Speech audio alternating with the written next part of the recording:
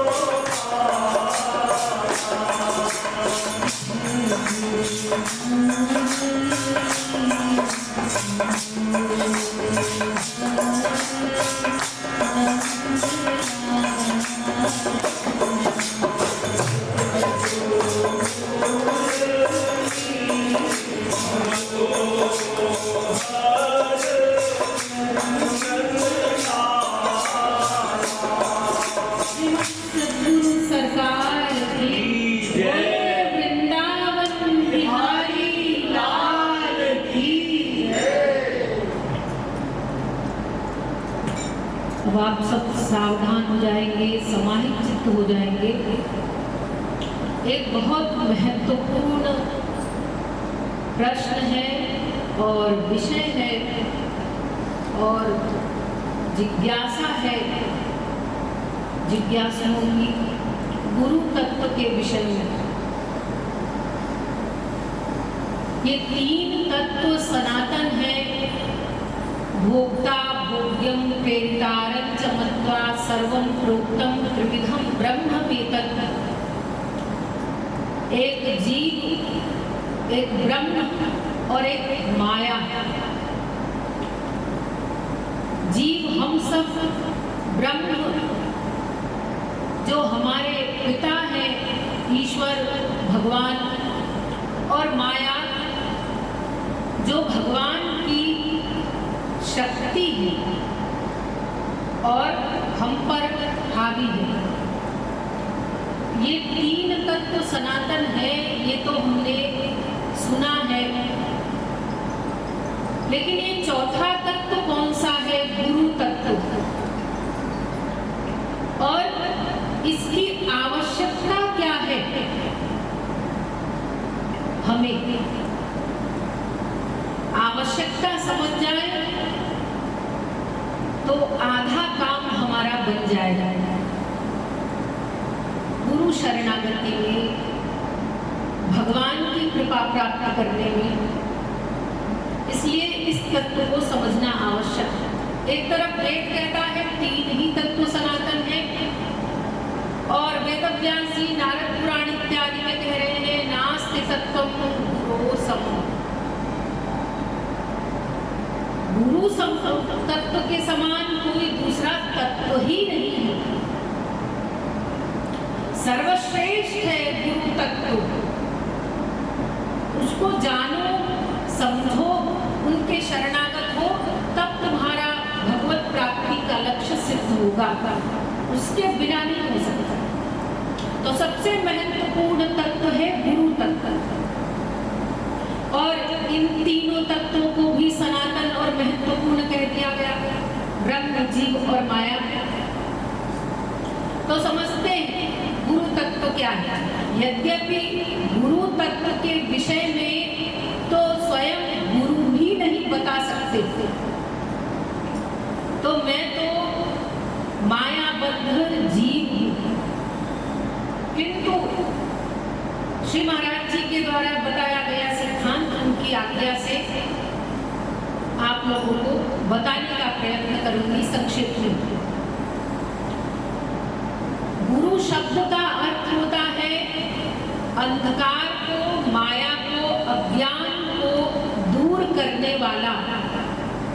गु शब्द का अर्थ अज्ञान होता है, रु शब्द का अर्थ निकालना होता है। जो अज्ञान को निकाल दे, माया को हटा दे, दूर कर दे, उसको गुरु कहते हैं। अज्ञान को दूर करता है महापुरुष गुरु। हाँ भाई, देखिए ये ब्रह्म क्या है, जीव क्या है, माया क्या है, इन तीनों के विषय में तत्व ज्ञान कौन कराएगा? आप स्वयं जान लेंगे? ये असंभव है। जो जीव अनादिकाल से अपने स्वरूप को नहीं जान पा रहा है कि मैं देह हूँ या आत्मा हूँ, वो ब्रह्म और माया के विषय में कैसे जानेगा? और जब तक जान नहीं पाएगा तब तक अपना कल्याण नहीं कर सकता, भगवत प्राप्ति नहीं कर सकता। बिन जाने न होई परतीति। बिना भगवान को जाने परतीति, विश्वास नहीं होगा। बिना विश्वास के वो मिलेंगे नहीं, तो जानना पड़ेगा नहीं। तो ब्रह्म को कैसे जानोगे? अपने आप को ही नहीं जाना अनादिकाल से। इसलिए शरीर मानने के कारण अनादिकाल से 84 लाख योनियों में घूम रहे हैं। बस एक गलती कर दी, भ्रम अथवा जानकर भी न जिद कि हम देह नहीं है, आत्मा है, दिव्य है, भगवान के अंश है, वो हमारा अंशी है, शरीर मान लिया, देहात्म हम बुद्धि, अपने आप को देह मान लेने वाला सबसे बड़ा मूर्ख है। और शरीर में भी इतनी भयंकर बीमारियां पाल ली कि मैं स्त्री हूँ, पुरुष हूँ, ब्राह्मण हूँ, क्षत्रिय हूँ, वैश्य हूँ, शूद्र हूँ, और आगे चले जा रहे हैं, खुद को बंगाली, पंजाबी, गुजराती भी मान रहे हैं। धर्म के आधार पर, जाति के आधार पर तमाम बंटवारे कर लिए, अपनी पहचान बता रहे हैं इससे, हमारी ये पहचान है। आप क्या है? हम कमिश्नर हैं, कलेक्टर हैं। आप कमिश्नर हैं कि आपकी पोस्ट है कमिश्नर की? हाँ जी, हमारी पोस्ट है। तो आप क्या है? वो हम श्रीवास्तव जी हैं। श्रीवास्तव तो आपने अपनी जात बताई ना, तो हमने कभी सुना है कि हम आत्मा हैं महापुरुषों से, लेकिन आपने उसको माना नहीं ना, नहीं मान नहीं पाए उसको, केवल सुन रखा है। तो जो ज्ञान केवल सुना जाए बार बार और उसका क्रियात्मक रूप न हो, वो अज्ञानी ही कहा जाएगा।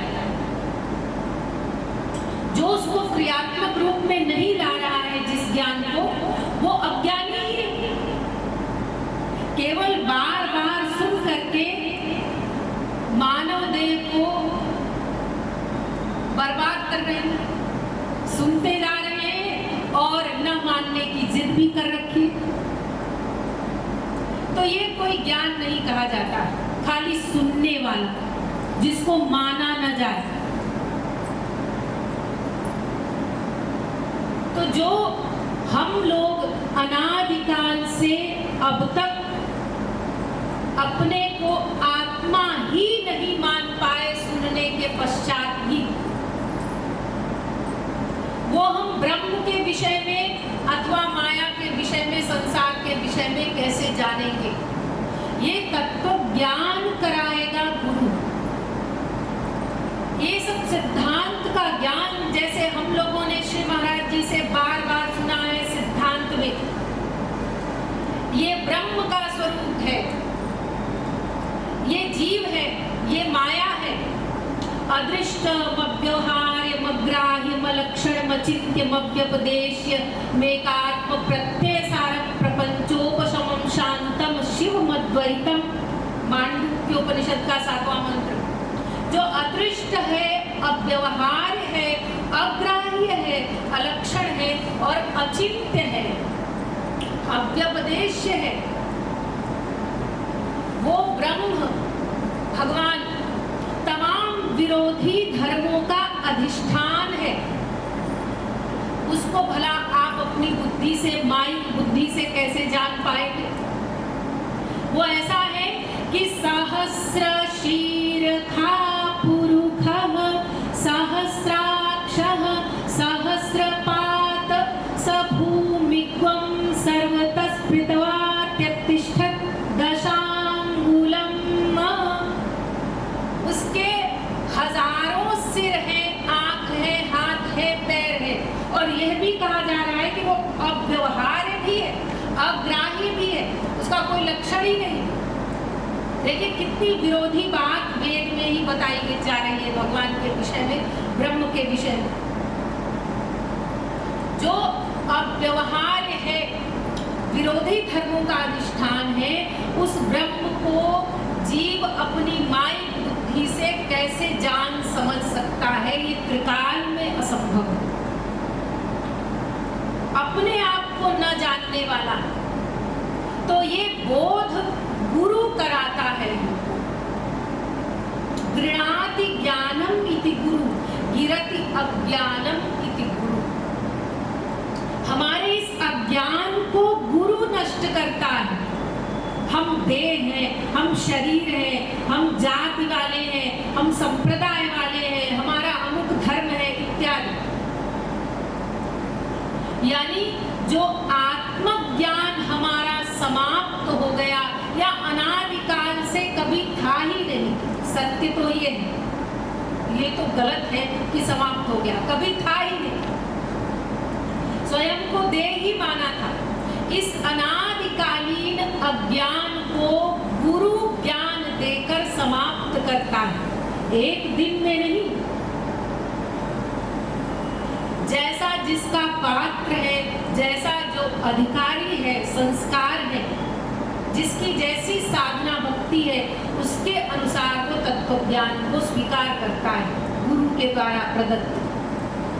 कोई एक दिन में महापुरुष बन जाता है शरणागति करके, कोई जन्मों सत्संग करता है वास्तविक महापुरुष का और बड़े बड़े नामापराध करता जाता है।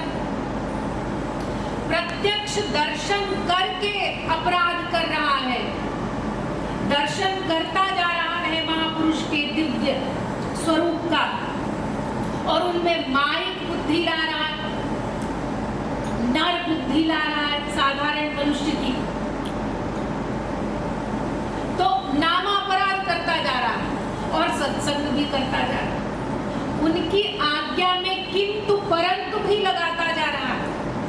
ये बात ठीक है, ये बात नहीं ठीक है, इतना मान सकते हैं, इतना नहीं मानेंगे इत्यादि। अपनी बुद्धि में आगे भी पर इतना मद है कि वास्तविक महापुरुष की वाणी में भी किंतु परंतु लगाने वाले मिल जाएंगे आपको। ऐसे जीवों का जन्मों संग करे, कल्याण नहीं हो सकता, भगवत प्राप्ति नहीं कर सकते। कोई 2-4 दिन संग करके भगवत प्राप्ति कर लेता है, तो महापुरुष ज्ञान कराता है, हमको सिद्धांत बताता है। देखो, तुम आत्मा हो, उस परमात्मा के अंश हो, ईश्वर अंश जीव अविनाशी, चेतन अमल सहज सुख राशि। भगवान के अंश हो तुम, कृष्ण मेनमवेहित्वमात्मानम् अखिलात्मनां जगद्विताय सोऽप्यत्र देहि वा भाति मायया। हरिर्हि साक्षात् भगवान् शरीरिणा मात्मा झषाणां निवतोऽयमीप्सितम्। तमाम जगहों पर कहा गया जीवात्मा और परमात्मा का संबंध है, वो अंशी है परमात्मा समस्त जीवों का। ये संसार फिर क्या है? ये संसार प्राकृत है, पंच महाभूत का बना है। और ये देह क्या है? ये देह भी पंच महाभूत का बना हुआ है। तो ये जगत पंच महाभूत का होने के कारण, शरीर भी पंच महाभूत का होने के कारण, दोनों सजातीय होने के कारण इनका आपस में संबंध है, शरीर और संसार का। आत्मा का संबंध नहीं है संसार से। इस पंचमहाभूत के जगत से पंचमहाभूत का शरीर सामान लेगा और उसको लेकर के अपने आप को जीवित और स्वस्थ रखेगा। लेकिन हम तो मन की संतुष्टि, आत्मा का सुख चाहते हैं। हाँ, तो वो संसार के सामान से सिद्ध नहीं होगा, इसलिए कि तुम्हारी आत्मा दिव्य है। उसको माइक जगत से माइक सामान मिलेगा तो उसको कैसे ग्रहण करेगा? भाई देखिए, आंख का विषय कान ग्रहण नहीं कर सकता। माइक एरिया में भी ये रूल्स है, कानून बने। दोनों माइक है, आंख कान पंच महाभूत के हैं, लेकिन आप आंख से सुन नहीं सकते, कान से देख नहीं सकते। सबका एरिया अलग है, सब्जेक्ट अलग अलग। ऐसे ही दिव्य आत्मा का विषय माइक संसार या संसार का कोई सामान नहीं हो सकता। ये सिद्धांत समझ लिया महापुरुष से। शास्त्र वेद का प्रमाण देकर महापुरुष बताता है। बताइए कि श्री महाराज जी के मिलने के पहले सिद्धांत सुन पहले क्या आपको ये ज्ञान था कि ये संसार मेरा नहीं है, मैं शरीर नहीं आत्मा हूं? अगर अपने अपने हृदय पर हाथ रखकर सोचेंगे तो हमें शास्त्र वेद का क ख ग भी नहीं आता था, नाम भी नहीं पता थे। श्री महाराज जी से सुन करके तत्व ज्ञान हुआ, ये वेद का ये नाम है, ये मांडूक्य उपनिषद है, ये तैत्तिरीय उपनिषद है, ये कठोपनिषद है इत्यादि। इसमें ये सिद्धांत बताया गया है ब्रह्म जीव और माया के विषय में। और एक बार सुन करके नहीं ज्ञान हुआ आपको, वर्षों से सुनते आ रहे हैं, तब कुछ कुछ समझ पा रहे हैं अपनी शरणागति के अनुसार। और मानने की बात तो कुछ और है, वो विषय यानी तत्व ज्ञान कराना मनुष्य बनाने से लेकर महापुरुष बनाने तक, साधना करवाने से लेकर सिद्धि प्राप्त कराने तक वास्तविक महापुरुष की महत्वपूर्ण भूमिका होती है। बल्कि यूं कहिए कि उनके बिना कुछ मिल ही नहीं सकता, प्रवेश ही नहीं मिलेगा भक्ति में बिना महापुरुष के। अरे भाई, ज्ञान ही नहीं होगा, जिज्ञासा ही नहीं होगी कि हम अपने बारे में जाने। अभी हम अज्ञानी हैं, हम तो अपने आप को बिना महापुरुष के ज्ञानी माने बैठे हैं। ये अपनी कमियों का बोध ही नहीं होता, अज्ञानता का, ये गुरु कराता है हमारे अज्ञान के विषय में। और ज्ञान क्या है वो भी बताता है। देखिए, यहाँ एक बात कह दी जाती है गुरु की परिभाषा कि जो ज्ञान दे दे वो गुरु है। फिर ये क्यों कहा कि जो अज्ञान को नष्ट करे वो गुरु है? दो प्रकार की बात कही गई ना, ज्ञान देने वाला, अज्ञान को नष्ट करने वाला, उसको गुरु कहते हैं। ऐसा कह देते कि ज्ञान देने वाला, तो ज्ञान आएगा तो अज्ञान अपने आप समाप्त हो जाएगा। फिर दो बात क्यों कही? आवश्यकता है इसकी। ज्ञान देता चलता है, तुम आत्मा हो, देह नहीं हो, संसार तुम्हारे उपभोग के लिए नहीं बनाया गया है। और अज्ञान के विषय को, संसार की आसक्ति को नष्ट करने का ज्ञान के द्वारा प्रयत्न करता चलता है। ईश्वरीय ज्ञान भी देता है, संसार के विषय में भी ज्ञान कराता जाता है। खाली तत्व ज्ञान बता दे, इतनी सी बात है सिद्धांत में। बहुत ध्यान से सुनिए, सिद्धांत तो इतना ही है कि भगवान हमारे हैं, उनको अपना मान करके उनके शरणागत हो जाओ। वो सदा के लिए योगक्षेम वहन कर लेंगे और अनंत काल के लिए तुम्हारी छुट्टी, तुम्हें कुछ करना नहीं पड़ेगा। बस इतना ही सिद्धांत है और कोई ज्ञान ही नहीं है। सब शास्त्र वेद में केवल इतनी ही बात है, भगवान ही जीव के सनातन संबंधी है, सर्वस्व है। उनसे प्रेम कर ले, सदा के लिए आनंद प्राप्ति हो जाएगी, कल्याण हो जाएगा जी, बस बात खत्म हो जाएगी। लेकिन इतना बताने से काम नहीं चलेगा। क्यों? क्योंकि अनादिकाल से हमने अज्ञान को एकत्र कर रखा है मस्तिष्क में। अनादिकाल से जो अज्ञान भरा है ना कि हम शरीर हैं, हम शरीर हैं, रिश्ता नाता बनाना, आसक्ति करना संसार से और तमाम कामनाएं, नाम यश इत्यादि की, ये जो अनंत काल से अज्ञान भर रखा है, इसको निकालना पड़ेगा पहले गुरु को। क्लीन स्लेट होते, खाली हृदय होता, उदासीन होते, न कहीं राग है न कहीं द्वेष है, तो केवल तत्व ज्ञान बता देता गुरु कि वो तुम्हारे हैं और हम तत्काल शरणागत हो जाते, बात बन जाती। लेकिन यहाँ तो परिस्थिति कुछ और है। तमाम लोगों से आसक्ति कर रखी है, देह माने बैठे हैं। इस अज्ञान को निकालना पड़ेगा गुरु को। अज्ञान निकालेगा तब तो ज्ञान देगा। ज्ञान विषयक बातें हम उनको स्वीकार कर पाएंगे, ग्रहण कर पाएंगे।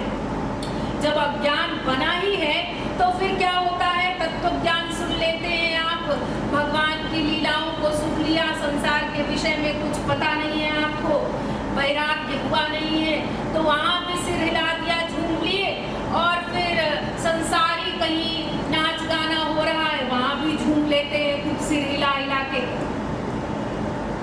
तमाम इंस्ट्रूमेंट बज रहे हैं संगीत के, कोई बढ़िया गला से गवैया गा रहा है तो वहां भी वाह वाह कर लेते, संगीत पर झूमने लगते हैं।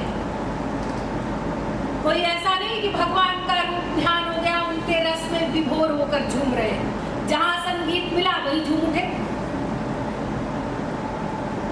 अब उसमें कोई भगवान की लीला लपेट के गा रहा है, कोई संसार के विषय को गा रहा है। आपके मन को संसारी विषय मिल गया। ये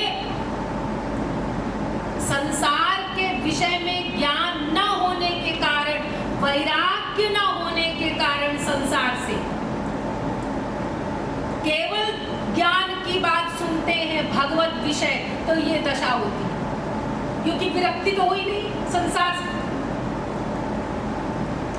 मन भरा पड़ा है संसार के विषय, जो भी दोगे सब इसमें समाहित हो जाएगा। जैसे वो मक्खी होती है गंदी, पाकाने पर भी बैठती है, फूलों पर भी बैठती है, ऐसे हमारा मन है इस दशा में। तो इस स्थिति में हमारा मन है। एक हमारे यहाँ चार्वाक सिद्धांत है, यावत् जीवेत् सुखम जीवेत् ऋणं कृत्वा घृतं पिबेत् भस्मीभूतस्य देहस्य पुनरागमनं कुतः। जब तक जियो सुख से जियो, कर्जा करके घी पियो, मरने के बाद किसने देखा है देह समाप्त, बस खत्म बात। देह का समाप्त हो जाना मुक्ति, वो बोलते हैं। असुर उनको बोला जाता है। पहले ये राक्षसों को सिद्धांत बताया था देवगुरु बृहस्पति ने, चार्वाक सिद्धांत। उनकी संख्या को समाप्त करने के लिए उल्टा सिद्धांत बता दिया। इनको देह बता दो कि तुम शरीर हो, बस खाओ पियो मौज करो, यही जीवन है। तो खाली खाना पीना लक्ष्य, संसार के विषयों को भोगना ही अपना लक्ष्य मानेंगे तो अपने आप लड़कट के मर जाएंगे। जब सबने यही उद्देश्य बना लिया कि ये मेरा है, आज अपनी इंद्रियों को, आंख को, रसना को, कान को, नाक को, त्वचा को, यानी इंद्रियों को, शरीर के अलग अलग भाग को संसार का सामान दे करके संतुष्ट करना चाहेगा मनुष्य, उसे ही अपना लक्ष्य मान लेगा, तो सब एक दूसरे में छीना झपटी हो जाएगी, सब आपस में ही लड़कट के मर जाएंगे। हमारी कामना पूरी करो, हमारी कामना, अपनी अपनी कामना के लिए लड़ेंगे सब। तो ये उल्टा सिद्धांत चार्वाक मतावलंबियों को, चार्वाक सिद्धांत सिखा दिया देवगुरु बृहस्पति ने।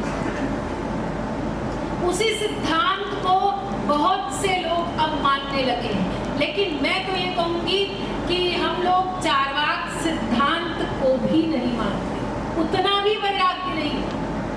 वो कहते हैं भाई अपना शरीर देखो, तुम्हें कुछ बीमारी है? नहीं है, हम तो ठीक है, भोजन मिला है, हाँ पानी मिला, सब कुछ है, सब व्यवस्था है, रहने का सब सुरक्षा है। फिर तुम दुखी क्यों? वो हमें तो कुछ नहीं है, वो बेटे को, वो माता को, पिता को, स्त्री को, हमारे मित्र को, वो मर गया है, उसके लिए दुखी है। अमुक रिश्तेदार को कोई बीमारी हो गई और रो रहे हैं बैठे को, आपको तो कुछ नहीं हुआ है ना। चार्वाक मतावलंबी कहते हैं भाई हमें कुछ नहीं हुआ ना, होगा हुआ होगा बेटे को, माँ को, स्त्रीपति को, हमें क्या करना, हम तो ठीक है ना।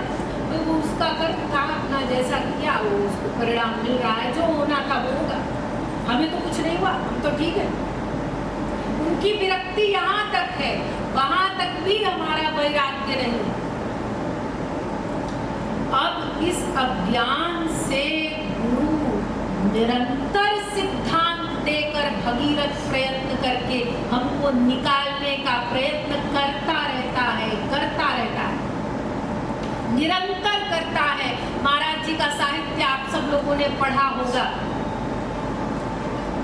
नाना प्रकार से वेद शास्त्र का समस्त सिद्धांत उन्होंने भर दिया है, कई प्रकार से तत्व ज्ञान दिया है। घोर मंद से मंद बुद्धि वाला हो अथवा विद्वान हो, सरस्वती बृहस्पति हो, सबके लिए सिद्धांत तत्व ज्ञान सहज कर दिया है। क्योंकि वेद शास्त्र में हमारे यहाँ संस्कृत भाषा में तत्व ज्ञान है, संस्कृत जानने वाले कितने लोग हैं, तो बहुत सरल भाषा में सब साहित्य में श्री महाराज जी ने सिद्धांत रख दिया। बार बार सुन करके, बार बार पढ़ करके मस्तिष्क में जो सिद्धांत क्रियात्मक रूप में आ जाए जीवन में, बस समझ लेना इतना ही तुमने स्वीकार किया है ज्ञान गुरु से। जिसको अब तक क्रियात्मक रूप में नहीं ला पाए हो, प्रैक्टिकल नहीं कर पाए, वो ज्ञान अभी हुआ ही नहीं, वो ज्ञान है ही नहीं। तो तमाम प्रकार से प्रयत्न करके हमारे अज्ञान को निकालना गुरु का कार्य। जिस ज्ञान को ग्रहण करके हम मनुष्य बन सकते हैं, महापुरुष बन सकते हैं, वो तत्व ज्ञान गुरु के द्वारा मिलता है।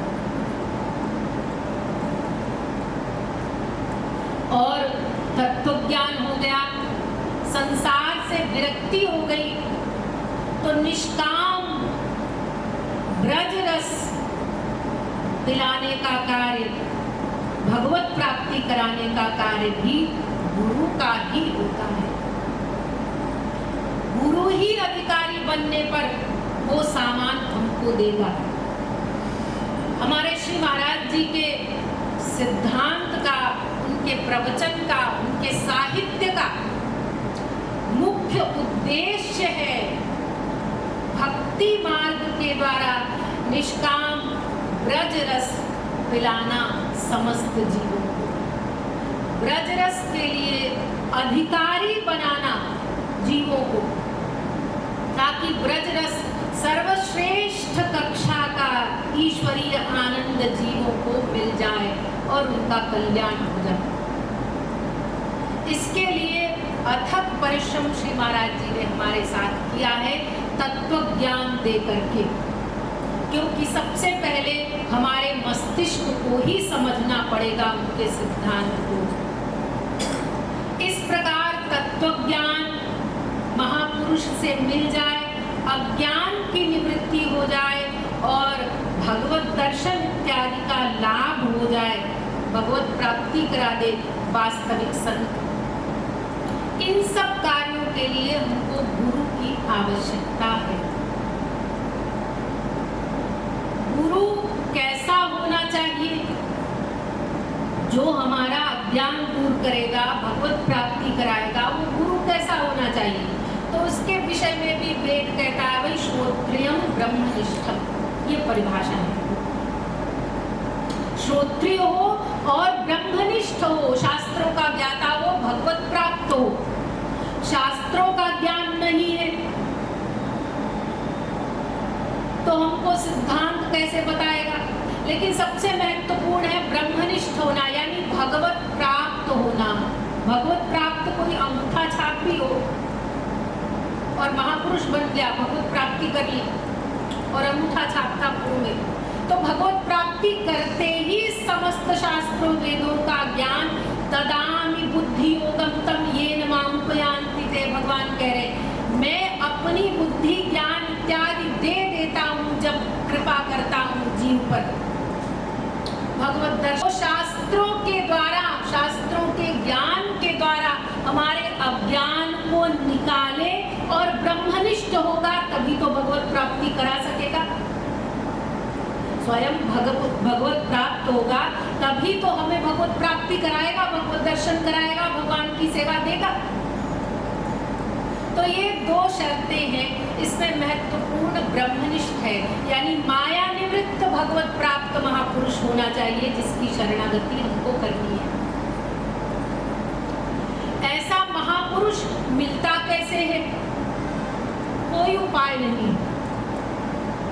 उसकी पहचान क्या है? हम उसको पहचान लेंगे, पहचान आपको बता सकते हैं, लेकिन उसकी प्राप्ति के लिए कोई बल, कोई ज्ञान काम नहीं आ सकता। बस आपकी जिज्ञासा हो, श्रद्धा हो, व्याकुलता हो, तो श्री कृष्ण से पूर्ण व्याकुल होकर के, व्याकुलता युक्त होकर के, आंसू बहाकर, रो रो कर प्रार्थना करिए कि वो किसी संत से मिला दे। भगवान अगर संत से मिलाएंगे तो उससे काम बन जाएगा। अपनी बुद्धि बल इत्यादि के बल पे ढूंढोगे तो नुकसान होगा, क्योंकि जहां अभिमान है, मद है, श्रद्धा नहीं है, जिज्ञासा नहीं है, वहां ब्रह्मा जैसा भी जगत गुरु आ जाए, सामने प्रकट हो जाए, आप उसका संग करते रहिए, तत्व ज्ञान नहीं होगा, श्रद्धा पैदा नहीं होगी। भगवान की कृपा से हम व्याकुल होकर के भगवान से प्रार्थना करके गुरु का, संत का संग, सत्संग मांगेंगे, तो उनकी कृपा से जो महापुरुष मिलेगा, उनका दर्शन मिलेगा, फिर उनमें पूर्ण श्रद्धा रख करके उनसे तत्व ज्ञान सुन करके अपना कल्याण करना। उस महापुरुष से हमारा कल्याण हो सकता है, और कोई उपाय नहीं है, कोई तरीका नहीं है कि ऐसा महापुरुष मिलेगा कैसे हमको, सर्वश्रेष्ठ महापुरुष भगवान की कृपा से और आपके पूर्व जन्मों के संस्कारों से ऐसा महापुरुष मिलता है। जैसे हम सबको सौभाग्य प्राप्त है कि भक्ति योग रसावतार निखिल दर्शन समन्वयाचार्य जगत गुरुत्तम श्री कृपाल महाप्रभु हमको गुरु रूप में मिले हैं। तो ये संस्कार और भगवान की कृपा से वास्तविक महापुरुष मिलता है। उनकी पहचान क्या है? उनकी पहचान के विषय में शास्त्र कुछ सावधानी भी बताते हैं कि इन कार्यों से पहचान जाना कि महापुरुष ये कार्य नहीं करता। जैसे कि किसी को संसार का सामान देना, संसार की कोई कामना आप करें, माइक, भौतिक, तो वो सामान महापुरुष नहीं देता है। ऐसा नहीं कि उनके पास कोई शक्ति नहीं है, वो दे कैसे संसार की चीज। जिसके पास, जिसके पीछे पीछे भगवान चलते हैं, अनुव्रजाम्य हम नित्यम, मैं पीछे पीछे चलता हूँ अपने भक्तों के, जिससे कि उनकी चरण धूल ही मुझे मिल जाए और मैं पवित्र हो जाऊं। तो सारे ब्रह्मांड के स्वामी भगवान ही जिनके पीछे पीछे चरण धूल पाने के लिए चलते हैं, उन महापुरुष के पास ऐसा नहीं कि कोई शक्ति नहीं होती, वो संसार का सामान दे नहीं सकते, देते नहीं है, क्योंकि इससे हमारा कल्याण नहीं होगा। इसी संसार की कामना ने ही तो अनंत जन्म बिगाड़े हैं हमारे। इसी के कारण तो 84 लाख योनियों में घूम रहे हैं। फिर ये सामान दे करके हमारा सर्वनाश कोई गुरु महापुरुष नहीं कर सकता। संसार का सामान देना उनके नियम में नहीं है, कानून नहीं है। रिद्धि सिद्धि का चमत्कार इत्यादि दिखाना ये सब भी महापुरुष का कार्य नहीं। जो महापुरुष की पहचान बताई गई है वो अष्ट सात्विक भाव है। स्तंभः स्वेदोऽथ रोमाञ्चः स्वरभेदोऽथ वेपथुः वैवर्ण्य अश्रु प्रलय इत्यष्टौ सात्विका स्मृताः। वागद्गदाद्रवते यस्य चित्तं रुदत्यभीक्ष्णं हसति क्वचिच्च विलज्ज उत्कायति नृत्यते च मद्भक्तियुक्तो भुवनं पुनाति। वेदव्यास जी ने भागवत में लिखा, भक्ति रसामृत सिंधु में भी है। ये अष्ट सात्विक भाव है जिनको देख करके कोई बड़भागी जीव जिनके दर्शन कर सकता है महापुरुष में और उनको पहचान सकता है।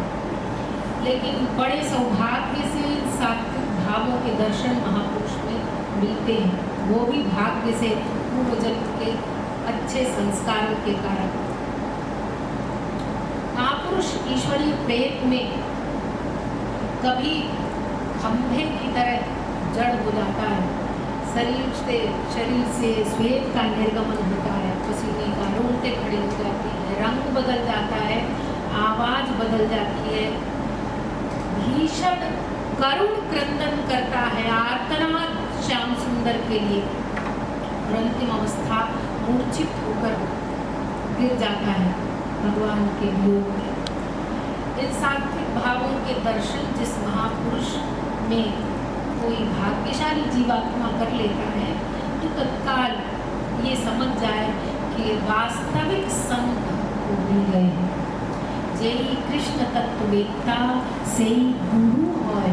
गौरांग महाप्रभु ने भी कहा, जो श्री कृष्ण तत्व को जिसने जान लिया हो, प्राप्त कर लिया हो, वही गुरु है। ऐसे गुरु के शरणागत होना है, उनको पहचान करके। महापुरुष की शरणागति किस प्रकार से करनी है? उनकी आज्ञा मानकर, सेवा करते हुए, तन मन धन से सेवा करते हुए उनकी आज्ञा का पालन करना, ये शरणागति है। जो आज्ञा है जीव के लिए, जैसे श्री महाराज जी ने हम सबको आज्ञा दी है, संसार में रहकर गृहस्थी का कार्य करते हुए और भगवत प्राप्ति करनी है, अपना कल्याण करना चाहते हो तो थोड़े समय तक धाम में आकर के मेरे सानिध्य में अथवा धाम में रह करके मेरी बताई साधना करो। रूप ध्यान करके भगवान का मन से ध्यान बनाओ, रूप बनाओ, स्मरण करो, प्रत्यक्ष रूप में उनको अपने सामने खड़ा करके फिर उनका नाम गाओ, उनके गुण गाओ, उनकी लीलाएं गाओ, उनके धाम का गुणगान, उनके जनों का गुणगान करो स्मरण करके, और अपनी हर इंद्रियों को व्याकुलता युक्त बनाओ, व्याकुल करो। इन आंखों से कब उनके दर्शन होंगे, इन हाथों से कब उनकी सेवा मिलेगी, उनका स्पर्श मिलेगा, इस नासिका से उनकी सुगंधि कब मिलेगी, इत्यादि इत्यादि। समस्त इंद्रियों को उनके दर्शन के लिए व्याकुलता युक्त बनाओ, उसके लिए रोकर कृपा की भीख मांगो, रो रो कर कब दर्शन होंगे, व्याकुलता युक्त होकर के। देखिए, जब प्रेम होगा, रूप ध्यान करेंगे तो दर्शन की व्याकुलता होगी, व्याकुलता होगी तो आंसू अपने आप आएंगे, वो तो स्वाभाविक ही है। जब दर्शन की व्याकुलता किसी चीज की होगी तो रोना आएगा। अनंत काल से आपके दर्शन नहीं किए, कब दर्शन होंगे, कब दर्शन होंगे, इत्यादि व्याकुलता। इस प्रकार श्री महाराज जी ने हमको आज्ञा दी है, प्रतिदिन नियम से एक नियम बना लो, 3 घंटे 4 घंटे 2 घंटे जितना अपने शरीर को समय दे रहे हो उतना समय तो दो आत्मा को। शरीर को 20 घंटे का समय और आत्मा के लिए केवल 4 घंटे निकाल लीजिए, इतना कर लीजिए। अन्यथा जिसकी जितनी व्याकुलता है, जिसको जितनी जल्दी अपना लक्ष्य प्राप्त करना है इस मानव देह में, वो उतना समय निकाले। तो श्री महाराज जी की आज्ञा है, प्रतिदिन रूप ध्यान करने का प्रयत्न करो। ये ठीक है कि संसार का कार्य करते हुए संसार में रह करके बार बार मन संसार के कार्यों का, विषयों का, रूप का चिंतन करेगा। हम भगवान का रूप ध्यान करने बैठे, भगवान का नाम गुण भी गाने लगे, फिर मन भाग गया संसार में। हाँ, वो स्वाभाविक है, जिसका अभ्यास ज्यादा है उसी का बार बार स्मरण होगा। लेकिन मन का भागना असफलता नहीं है आपकी, कि आप अब असफल हो गए, साधना नहीं कर पाएंगे, ध्यान नहीं हो पाएगा। मन का भागना तो स्वाभाविक है, आपकी आदत के कारण वो चला जा रहा है संसार में। लेकिन ये जो 1 सेकंड के लिए, आधे सेकंड के लिए आप गुरु आज्ञा मान करके अपने कल्याण के लिए रूप ध्यान आपने बना लिया, ये गुरु कृपा है, ये गुरु का प्रयत्न है।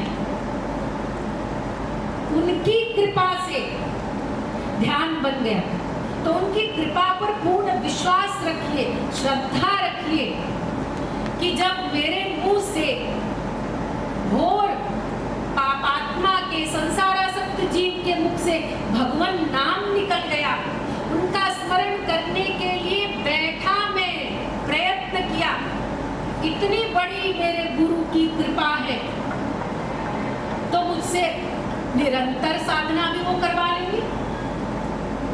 अगर अपना बल रखोगे तो निराश हो जाओगे। मैंने रूप ध्यान किया, मैंने आज इतनी देर साधना की, करने का प्रयत्न किया, तो निराश हो जाओ, फिर मन नहीं लगेगा। गुरु की कृपा से, और ये बात तो महापुरुष बनने के बाद ही आप समझ सकते हैं कि वास्तव में ये श्री महाराज जी की कृपा से ही हमारी साधना हो पाती है, भगवान नाम ले पाते हैं, अथवा धाम में जाकर साधना कर पाते हैं, अथवा घर में साधना कर लेते हैं, संकीर्तन सुनने का मन होता है। ये हमारे गुरु इष्ट देव हमारे हृदय में बैठकर, जिनके हम थोड़ा बहुत कुछ प्रतिशत मात्रा में शरणागत है, ये उन कृपालु गुरुवर की कृपा से वो हमारे हृदय में बैठकर परिश्रम किया करते हैं, पूर्व जन्मों के संस्कारों से और इस जन्म के विपरीत संसारी वातावरण से लड़ते रहते हैं हृदय में बैठ करके। तब आप भगवान नाम ले पाते हैं, तब आप कई संकल्प कर पाते हैं कि आज कीर्तन करेंगे, आज समय मिला है, आज कोई संसार की बात नहीं करेंगे। हमको ऑफिस के काम से थोड़ा समय मिला है, संसार की जिम्मेदारियों से, अब हम केवल भगवान नाम लेंगे। और नाम लेकर अश्रुपात होता है, भगवान के दर्शन की व्याकुलता होती है।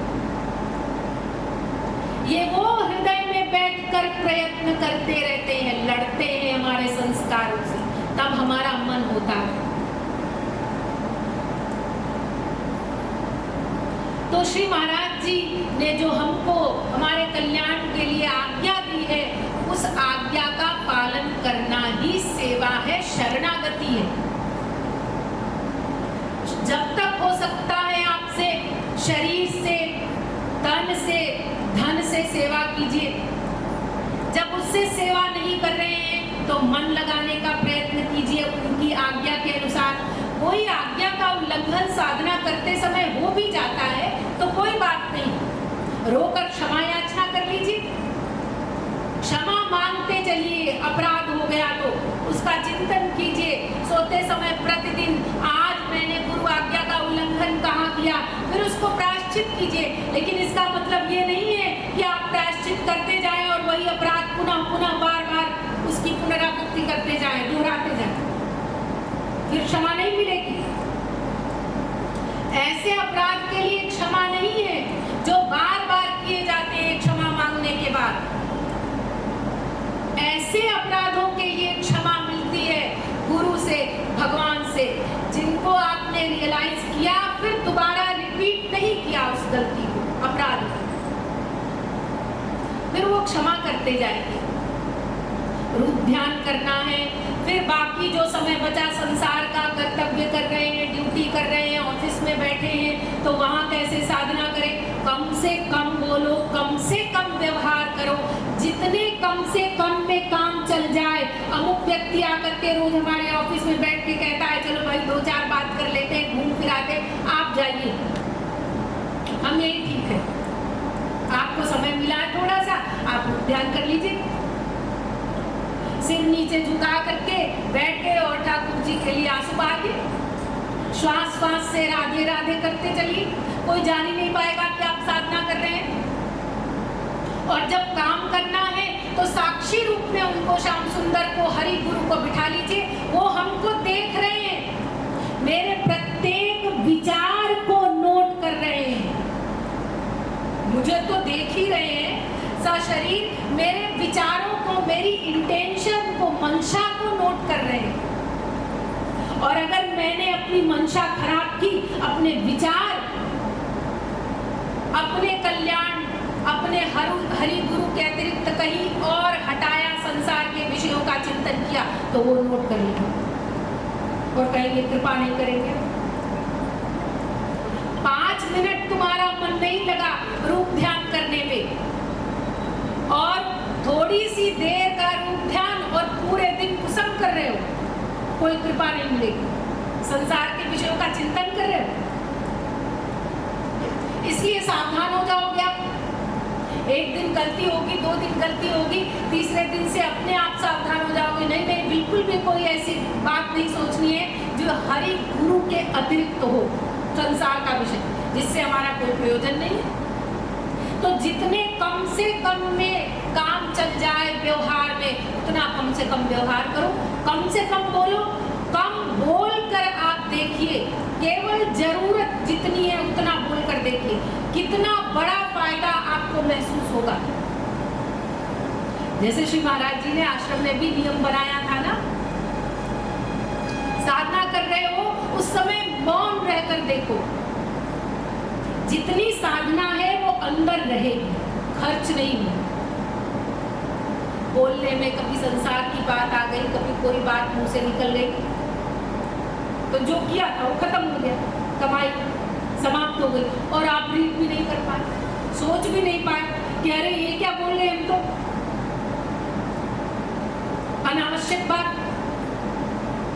इस प्रकार गुरु आज्ञा पालन करना है, प्रतिदिन नियमित दिनचर्या में लेकर आइए गुरु की आज्ञा को। आज हमने कहा आज्ञा उल्लंघन किया, आज हमको सावधान होकर के आज्ञा पालन करना है।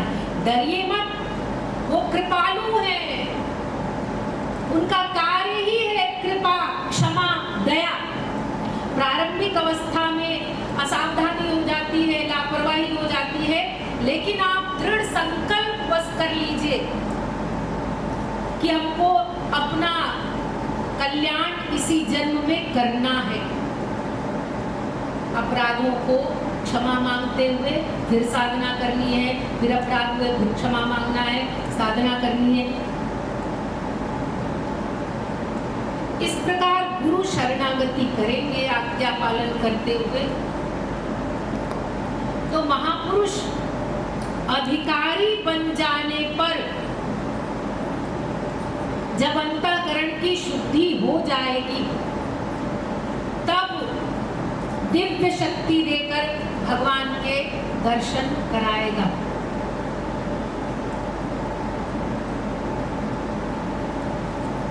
अधिकारी बनने तक हमारी साधना करवाना हमसे, तत्व ज्ञान का चिंतन करना, ये सब गुरु का कार्य है, जो भीतर बैठ करके हमारे अंतःकरण में बैठकर वो चोरी चोरी कर रहे हैं, बिना बताए, बिना आउट किए। आपने अनुभव किया होगा, आप लोग तो श्री महाराज जी के संग में रहे हैं, तो आप लोगों ने तो बहुत अनुभव किया है ये बात। कि अचानक से कोई गलत बात मस्तिष्क में आई अथवा संसारी कोई बात आई और तुरंत श्री महाराज जी का सिद्धांत मस्तिष्क में आ जाता है। ये कहां से आता है? वो चेतन है क्या अपने आप चल के चला है आपके मस्तिष्क में? कब वो बात आपने सुनी थी? एक घंटे में आप कही हुई बात को भूल जाते हैं। 1 साल पहले की गई पढ़ाई को बिना पढ़े आप एग्जाम देंगे तो फेल हो जाएंगे। इतना भी मस्तिष्क में स्टोर नहीं रहता। ये सिद्धांत कहां से याद आ जाता है? ये आत्मग्लानि जो होती है, हमने ये आज्ञा उल्लंघन किया, हमें आत्मग्लानि हो रही है, हमने साधना नहीं की, हमने कोई सेवा नहीं की, ये सिद्धांत का निरंतर चिंतन, ये फीलिंग जो हो रही है कि हम कुछ नहीं कर पा रहे हैं, ये भी गुरु कृपा से ही है, श्री महाराज जी की कृपा से। ये ध्यान बना रहता है, चिंतन बना रहता है। कहां तक उनके प्रयत्न को बताया जाए।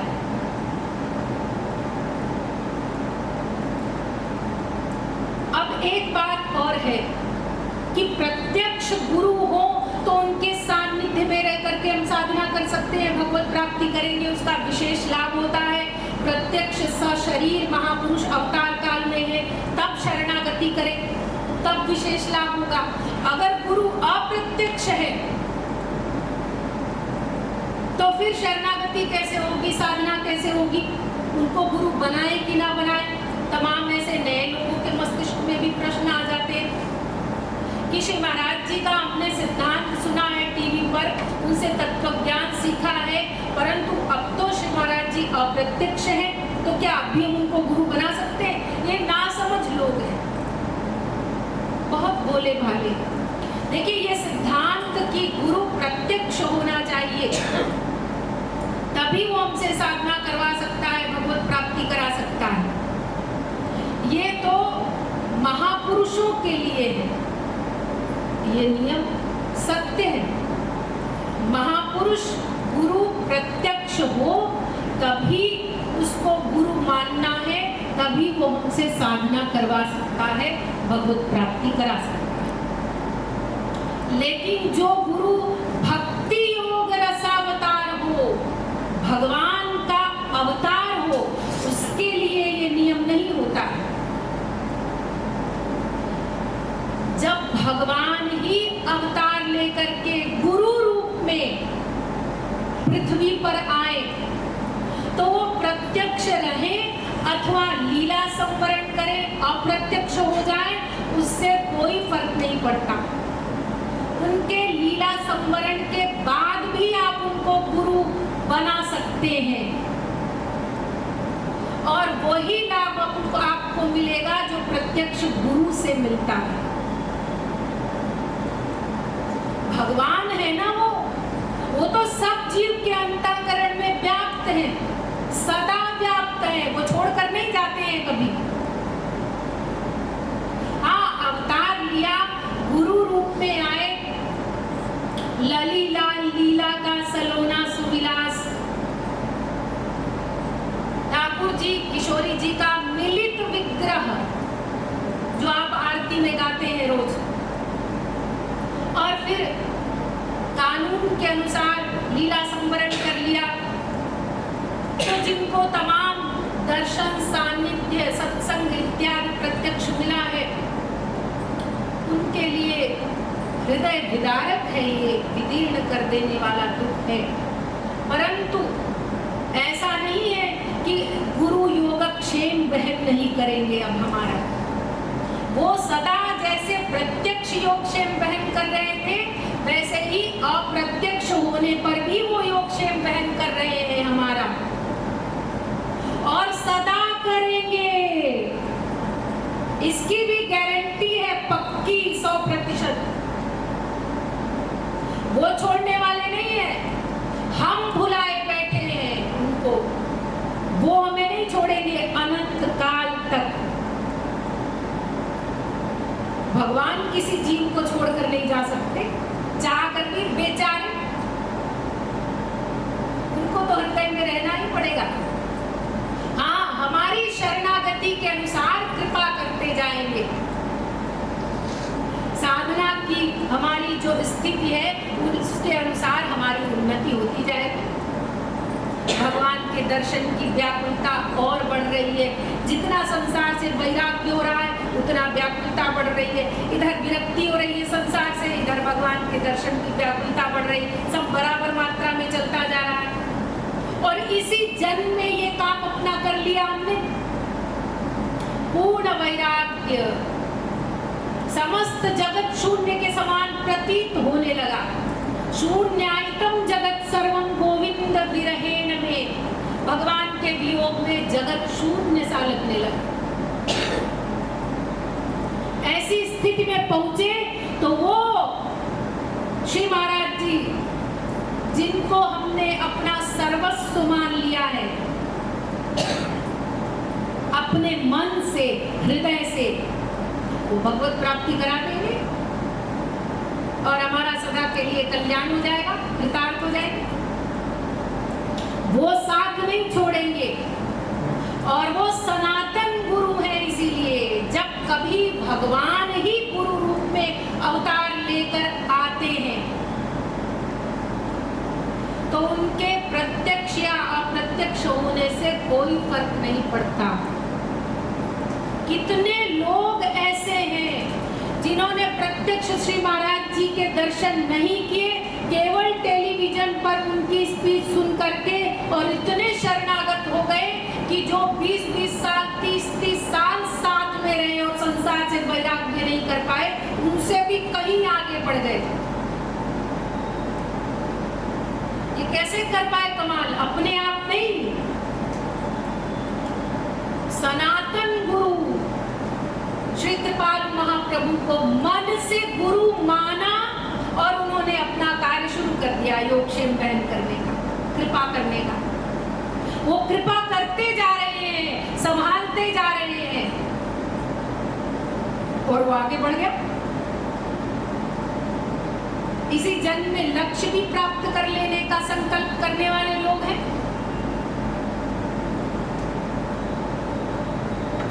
तो इससे कोई फर्क नहीं पड़ता। हाँ, ऐसे महापुरुषों के लिए ये नियम है, बाकी सब महापुरुषों के लिए, कि वो प्रत्यक्ष हो तभी आप उनको गुरु बनाएं, क्योंकि वो सर्वांतर्यामी नहीं होते। सब जीवों के हृदय में महापुरुष नहीं रहता, केवल शरणागत अपने शरणागत जीवों के हृदय में रहता है। और भगवान सर्वांतर्यामी, वो सब जीवों के हृदय में रहते हैं, सबके विचार को नोट करते हैं। इसलिए वो प्रत्यक्ष हो अथवा अप्रत्यक्ष हो, हमारा काम बन जाएगा। और फिर ये जो दीक्षा का प्रश्न है, ये दीक्षा क्या है, वो कब देते हैं गुरु महापुरुष? देखिए, पहले तो वैधि भक्ति जो होती है, शास्त्र के विधि निषेध के अनुसार जो भक्ति की जाती है, जो भय से की जाती है, डर से, नरक के डर से, 84 लाख योनियों के दुख से भयभीत होकर जो भगवान की शरणागति करता, शास्त्र वेद के नियम के अनुसार उनकी भक्ति उपासना करता है, वैधि भक्ति जिसको कहते हैं, उसके लिए ये दीक्षा अनिवार्य होती है। दीक्षा मतलब क्या होता है? दिव्यम ज्ञानम यतो दद्यात् इत्यादि कुर्यात् पापस्य संक्षयम तस्मात् दीक्षेति सा प्रोक्ता। दिव्य ज्ञान दे देना, श्याम सुंदर से मिला दे और अनंत जन्मों के अनंत पापों को नष्ट कर दे तत्काल।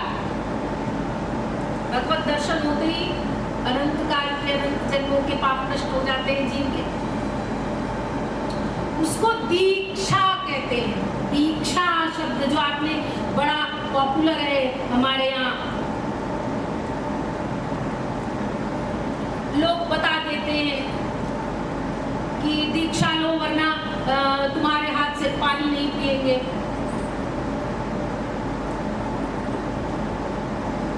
अमुक लोग इत्यादि। तो ये वैधि भक्ति के लिए नियम होता है।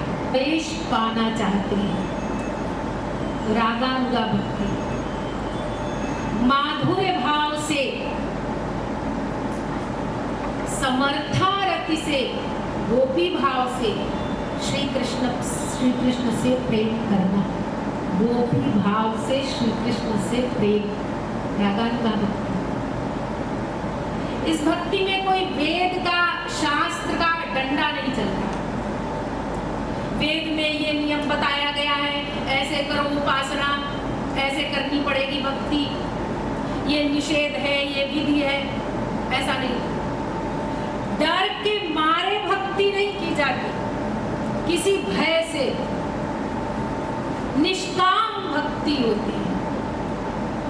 कोई कामना नहीं है, भाई आप क्यों भगवान से श्याम सुंदर आओ, दर्शन दो रोते जा रहे हो, क्यों? हमारा स्वभाव है आनंद सिंधु के लिए आंसू बहाना, उसकी सेवा करना, क्योंकि हम दास हैं, सनातन दास हैं भगवान के, श्याम सुंदर के। दासत्व स्वभाव है हमारा, स्वाभाविक आदत जो बनाई नहीं गई, कभी डाली नहीं गई, सदा से थी। जब उनके लिए रोना बंद कर देते हैं, श्याम सुंदर के लिए, और माया महादेवी के आधिपत्य के कारण, अज्ञान के कारण शरीर मान लेते हैं खुद को, तो फिर संसार के लिए रोना शुरू कर देते हैं। माता जी, वो हमारे पिताजी नहीं है, कोर्ट में बना लो, माता जी नहीं है, कोर्ट में बना लो। भूख है प्रेम पाने की, वो बेटा नहीं है, बेटी नहीं है, स्त्री नहीं है, पति नहीं है, इसलिए बड़े दुखी है। बेचारा समझ नहीं पा रहा है स्वयं को कि हमको कौन सा व्यक्ति चाहिए जिससे हमको प्रसन्नता मिल जाए, सुख मिल जाए। तो तमाम रिश्ते बना रहा है, दुखी हो रहा है, फिर निर्णय ले रहा है, भाई नहीं, गलत बनाया, संतान ही ठीक नहीं। ऐसा होता तो सुख मिल जाता हमको संतान से, ऐसे माता पिता होते तो सुखी होते, ऐसी स्त्री, ऐसा पति। ये क्यों होता है? क्योंकि आत्मा को स्वभाव है, उसका आदत है, उसको आनंद चाहिए, लेकिन ये संसार वाला नहीं। जो आज एक इच्छा उसकी आपने पूरी कर दी, तो उसने आपकी एक इच्छा पूरी कर दी, और कल कोई इच्छा पूरी नहीं हुई तो फिर महाभारत, दुखी हो गए। छोटी छोटी संसार की इंद्रियों से संबंधित कामना पूरी होती है, कभी नहीं पूरी होती, पूरी हो गई तो थोड़ी देर के लिए बाहर से मेल हो गया, नहीं पूरी हुई तो झगड़ा हो गया। ये सब तांडव चलता रहता है। दिन भर में 10 बार ये सब नाटक करते हैं आप लोग संसार में, लेकिन ये समझ नहीं पाते कि हमको ये सुख चाहिए ही नहीं। हम इसके लिए नहीं रो रहे हैं जो संसार से मिल रहा है, हमको तो पूर्णानंद चाहिए, श्री कृष्णानंद, प्रेमानंद, जिसके हम अंश हैं, जो हमारा अंशी है। बिना उसकी सेवा किए, बिना उसके लिए आंसू आए, हमारी आत्मा को संतुष्टि ही नहीं होगी, तृप्ति ही नहीं होगी। वो सदा व्याकुल रहेगी, और वो विषय नहीं दोगे तो संसार में ढूंढेगी। वो एक जगह तो मन इकट्ठा खड़ा नहीं हो सकता, वो भागता रहे। भगवत विषय नहीं दे रहे हो तो संसार में गए, गंदगी में वहां ढूंढेगा। यानी स्वभाव है हमारा, इसलिए हम श्री कृष्ण से प्रेम करते हैं। कोई कारण नहीं है, कोई कामना नहीं है। और अगर कामना है तो रागानुगा भक्ति में प्रवेश नहीं मिलेगा। साधना करने के लिए भी अधिकारी नहीं है रागानुगा भक्ति। रागानुगा भक्ति तो लक्ष्य है, वो तो प्रेम है। उस भक्ति को पाने की जो साधना करते हैं, उस साधना में भी प्रवेश नहीं मिलेगा। जाओ डर के मारे भक्ति कर रहे हैं जी। 84 लाख में घूमने से बड़ा डर लगता है, संसार में बड़े दुखी है। नहीं तो आपको प्रवेश नहीं मिलेगा, साधना नहीं करेगी।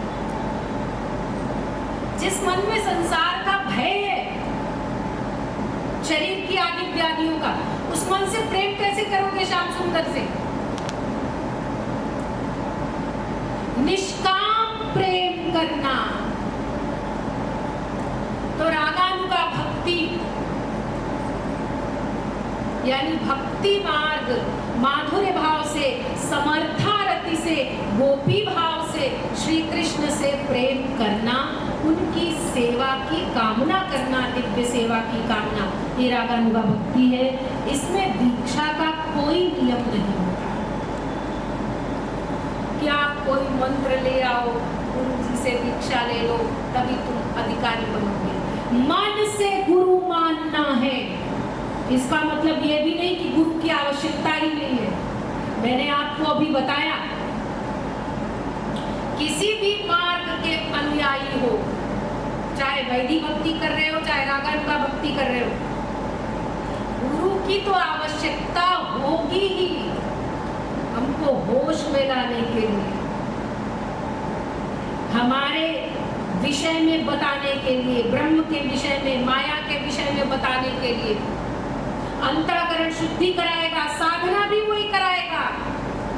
जिसको आपने गुरु माना है, मन से अपने हृदय में विराजमान कर रखा है गुरु रूप में, वही आपसे साधना कराएगा। भीतर भीतर प्रयत्न करता रहता है, परिश्रम करता रहता है, आपके पूर्व जन्म के संस्कारों को अपनी शक्ति से काटता रहता है, निर्बाध करता है साधना के मार्ग को, तब आप आगे बढ़ते हैं। हाँ, शरणागति नहीं है, श्रद्धा नहीं है, आज्ञा पालन नहीं है, तो फिर गुरु बेचारा कृपा कैसे करे? कृपालु दयालु है महापुरुष, लेकिन हमारी श्रद्धा होगी, विश्वास होगा, तब तो वो हम पर कृपा करेंगे, योग क्षेम ग्रहण करेंगे।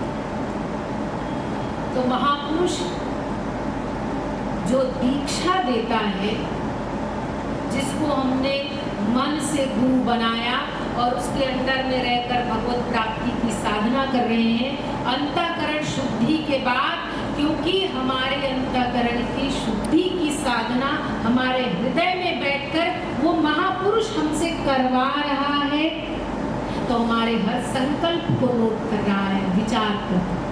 जैसे ही मन शुद्ध हुआ, तत्काल महापुरुष अपना कार्य कर देगा, दिव्य शक्ति देकर भगवान के दर्शन और उनकी दिव्य सेवा प्रदान कर देगा। आपको बताने की जरूरत नहीं, कुछ कहने की आवश्यकता नहीं है। आपने जिनको विराजमान कर रखा है अनन्य पूर्ण शरणागत गुरु रूप में, वो सर्वसमर्थ हमारे विचार को नोट करते हुए अधिकारी बनने पर हमको सामान दे देगा, दिव्य सामान और लक्ष्य मिल जाएगा।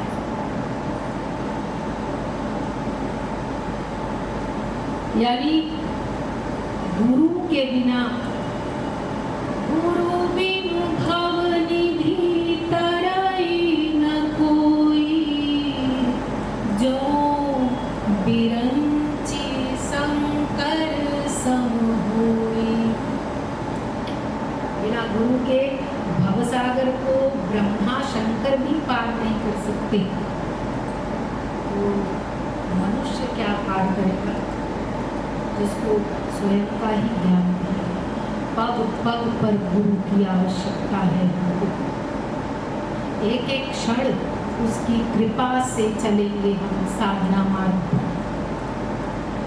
तत्व ज्ञान देगा, हमको समझाएगा, अंतःकरण शुद्धि करेगा, भगवत प्राप्ति कराएगा, अंतःकरण को दिव्य करेगा, भगवान की दिव्य सेवा देगा, और भगवत प्राप्ति के बाद भी गुरु के माध्यम से ही भगवान की सेवा मिलेगी हमको। भगवान के गोलोक धाम में भी पहुंचकर गुरु के माध्यम से, गुरु कहेगा ये कार्य करो, फूल लेकर आओ वहां से, माला बनाओ युगल सरकार के लिए, तो आप माला लेकर, फूल लेकर आएंगे, माला बनाएंगे।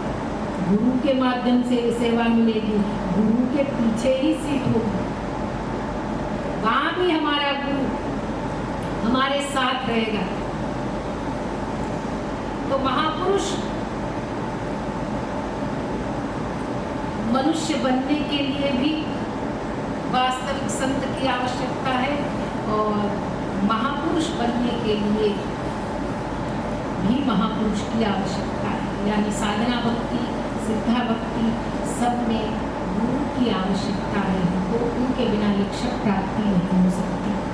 हम उनकी आज्ञा पालन करते जाएंगे, शरणागति सेवा करते जाएंगे, क्योंकि पहले भगवत प्राप्ति के पहले, अंतःकरण शुद्धि के पहले तो भगवान प्रत्यक्ष आएंगे नहीं कि आप श्री कृष्ण को बुला लें और कह लें कि हम आपके शरणागत हैं, आप ही हमारे गुरु हो, हम श्री कृष्ण को ही अपना गुरु मानते हैं, श्री राम को ही अपना गुरु मानते हैं। तो भगवान राम अवतार लेकर के आपको ब्रह्म जीव माया का तत्व ज्ञान नहीं देंगे और ना मैं कौन मेरा कौन बताएंगे।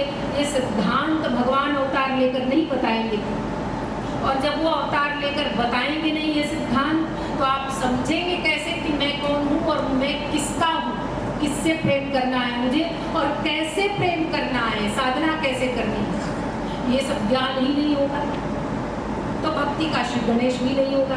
और बिना इन सब ज्ञान के अगर आप दम्भ करते हैं कि हम उपासना कर रहे हैं, तो उपासना नहीं है, वो केवल फिजिकल ड्रिल है, शारीरिक व्यायाम है जिसका कोई परिणाम नहीं निकलना। ये थोड़े समय के लिए भावना बनी और फिर समाप्त, फिर भावना बनी थोड़ी बहुत कुछ प्रतिशत, वो भी कामना युक्त भावना है। बिना इन सब तत्व ज्ञान के मैं कौन मेरा कौन ब्रह्म जीव माया को जाने, इस सिद्धांत के अगर आप उपासना करते भी हैं तो संसार की कामना लेकर जाते हैं भगवान के पास, संत के पास, उन्हीं कामनाओं के लिए थोड़ी बहुत शरीर की शरणागति कर देते, लेकिन फिर संसार के शरणागत हो गए। वैसे संसार में भी मन लगा हुआ है और भगवान के यहाँ भी फिजिकल सब व्यायाम कर रहे हैं। तो ये सब बिना गुरु के संभव नहीं है। भगवान अंतःकरण शुद्धि बिना हुए हमारे काम नहीं आए। भगवान से हमारा लक्ष्य सिद्ध होगा, हमारा लक्ष्य ही वही है। गुरु युगल सरकार से ही हमको मिलाएंगे, राधा कृष्ण की सेवा देंगे, लेकिन अभी इस अवस्था में वो हमारे किसी काम के नहीं। वो कहेंगे भाई तुम्हारा मन शुद्ध हुआ क्या, क्योंकि निर्मल मन जन सो मोहि पावा, मोहि कपट छल छिद्र न भावा। मुझे कपट छल इत्यादि अच्छा नहीं लगता। ये जो तुम संसार में मन लगा करके शरीर से मेरी उपासना करते हो ना, रामाय नमः कृष्णाय नमः मंत्र बोल दिया, श्लोक बोल दिया, हमारे सामने झूठ मूठ भोग लगा दिया, बिना ध्यान बिना स्मरण के इससे काम नहीं बनेगा। जब तक तुम्हारा मन पूर्ण रूप से शुद्ध नहीं हो जाएगा, निर्मल नहीं हो जाएगा, मैं नहीं आऊंगा। ये उनका कानून है। तुम मेरे जनों से प्रेम प्राप्त करो महापुरुषों के द्वारा। इसलिए हमारी बिगड़ी हुई अवस्था में जब अंतःकरण अशुद्ध है, महापुरुष ही हमारे काम आएगा। भगवान हमें सिद्धांत का ज्ञान नहीं कराएंगे और ना ही साधना कराएंगे। वो तो महापुरुष के अथक परिश्रम से सिद्धांत का ज्ञान हो जाए और उस पर हम पूर्ण विश्वास करके प्रैक्टिकल साधना करने लगे, अंतःकरण की शुद्धि हो जाए गुरु के शरणागत रह करके। अब अंतःकरण शुद्ध हुआ, फिर दिव्य बनाएगा महापुरुष। दिव्य बनने के बाद युगल सरकार आकर ठाठ से हमारे हृदय पे विराजमान हो, इसके पहले नहीं। तो सबको गुरु की आवश्यकता है। उनके बिना न तत्व ज्ञान होगा, न ज्ञान की निवृत्ति होगी। इसलिए वास्तविक महापुरुष भगवान की कृपा से मिल जाए तो उनके पूर्ण शरणागत होकर के तन मन धन से सेवा इत्यादि करते हुए उनकी कृपा से हमको अपना लक्ष्य शीघ्रातिशीघ्र इसी मानव देह में प्राप्त करने का प्रयत्न करना है, तब हमारा कल्याण होगा। अभी इतना ही, शेष फिर। बोलिए वृंदावन बिहारी लाल की, श्रीमद् सद्गुरु सरकार